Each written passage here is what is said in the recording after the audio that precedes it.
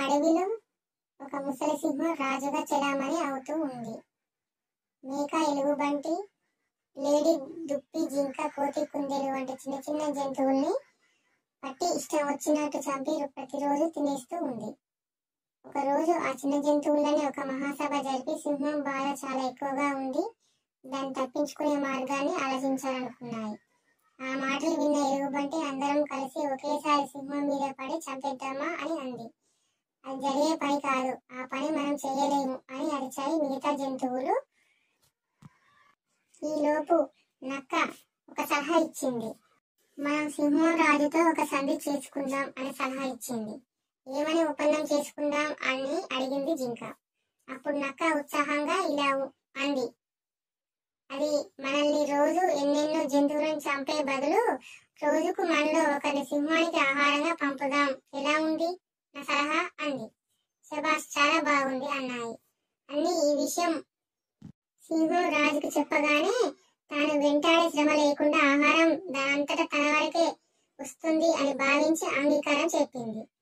అలా ప్రతిరోజు ఒక్క రోజు జింక, 2వ రోజు మేక, 3వ రోజు కోతి, 4వ రోజు ఆవు, 5వ రోజు గొర్రె ఆహారంగా వెళ్ళసాగాయి.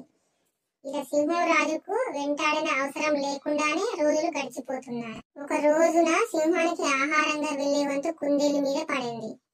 కుందేలు తెలివితేటలతో దిట్ట.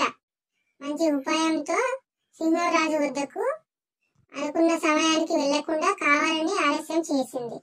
సింహానికి ఆకలి ఎక్కువై ఆగ్రహావేశంతో ఉంది. ఇంతలో కుందేలు రానే వచ్చింది.